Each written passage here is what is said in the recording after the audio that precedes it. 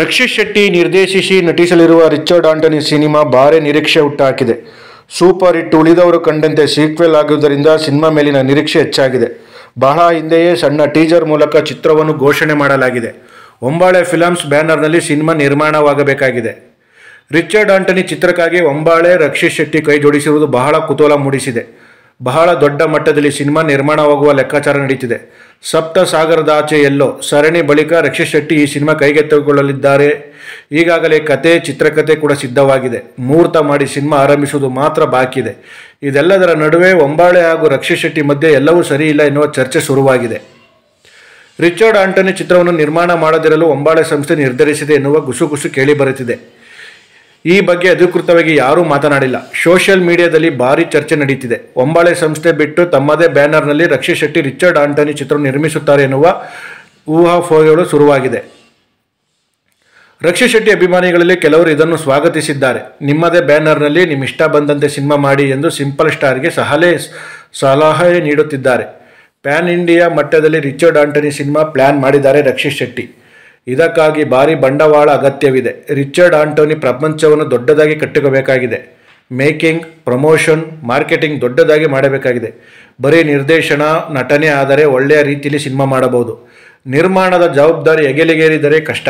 ಅದೇ ಕಾರಣಕ್ಕೆ ಒಂಬಾಳೆ ಸಂಸ್ಥೆ ಈ ಚಿತ್ರ ನಿರ್ಮಿಸಿದರೆ ಚೆನ್ನಾಗಿರುತ್ತೆ ಎನ್ನಲಾಗುತ್ತಿತ್ತು. ಎಲ್ಲ ಅಂದುಕೊಂಡಂತೆ ಆಗಿದ್ದರೆ ಇಷ್ಟೊತ್ತಿಗೆ ರಿಚರ್ಡ್ ಆಂಟನಿ ಸಿನಿಮಾ ಅಪ್ಡೇಟ್ ಸಿಗಬೇಕಾಗಿತ್ತು. ಒಂಬಾಳೆ ಜೊತೆಗಿನ ಭಿನ್ನಾಭಿಪ್ರಾಯಗಳಿಂದಲೇ ತಡವಾಗುತ್ತಿದೆ ಎನ್ನುವ ಚರ್ಚೆ ಶುರುವಾಗಿದೆ. ಬಜೆಟ್ ಜಾಸ್ತಿ ಎನ್ನುವ ಕಾರಣಕ್ಕೆ ಒಂಬಾಳೆ ಸಂಸ್ಥೆ ಈ ಸಿನಿಮಾದಿಂದ ಹಿಂದೆ ಸರಿಯುತ್ತಿದೆ ಅಂತ ವದಂತಿ ಹರಡಿದೆ. ಅಂದಾಜು 100 ಕೋಟಿ ಬಜೆಟ್ನಲ್ಲಿ ರಿಚರ್ಡ್ ಆಂಟನಿ ಸಿನಿಮಾ ಪ್ಲ್ಯಾನ್ ಮಾಡಲಾಗುತ್ತಿದೆಯಂತೆ. ಒಂಬಾಳೆ ಸಂಸ್ಥೆ 5 ವರ್ಷಗಳಲ್ಲಿ 3,000 ಕೋಟಿ ರು ಹಣವನ್ನು ಮನರಂಜನಾ ಕ್ಷೇತ್ರದ ಮೇಲೆ ಹೂಡಲು ಮುಂದಾಗಿದೆ. ಇದನ್ನು ನಿರ್ಮಾಪಕ ವಿಜಯ್ ಕಿರಂದೂರ್ ಹೇಳಿದ್ದಾರೆ. ಹಾಗಾಗಿ ರಿಚರ್ಡ್ ಆಂಟನಿ ಚಿತ್ರಕ್ಕೆ 100 ಕೋಟಿ ರು ವಹಿಸುವುದು ದೊಡ್ಡ ವಿಷಯ ಏನಲ್ಲ. ಸಮಸ್ಯೆ ಏನೆಂದರೆ ಇಷ್ಟು ದೊಡ್ಡ ಮೊತ್ತದ ಹಣ ಹಾಕಿದರೆ ಮರಳಿ ವಾಪಸ್ ಬರುತ್ತಾ ಎನ್ನುವ ಗೊಂದಲದಲ್ಲಿ ಒಂಬಾಳೆ ಸಂಸ್ಥೆ ಇದೆಯಂತೆ.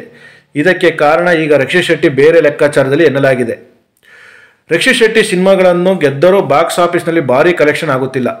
ಈ ಹಿಂದಿನ ಸಿನಿಮಾಗಳಲ್ಲಿ ಅದು ಸಾಬೀತಾಗಿದೆ. ರಕ್ಷಿತ್ ಶೆಟ್ಟಿ ಸಿನಿಮಾಗಳಿಗಿರುವ ಪ್ರೇಕ್ಷಕರೇ ಬೇರೆ. ಹಾಗಾಗಿ ರಿಚರ್ಡ್ ಆಂಟನಿ ಚಿತ್ರಕ್ಕೆ 100 ಕೋಟಿ ಸುರಿಯುವುದು ರಿಸ್ಕ್ ಎಂದು ಒಂಬಾಳೆ ಸಂಸ್ಥೆ ಅಂದುಕೊಂಡಿದೆ ಎನ್ನುವ ಮಾತುಗಳು ಗಾಂಧಿನಗರದಲ್ಲಿ ಹರಿದಾಡುತ್ತಿದೆ.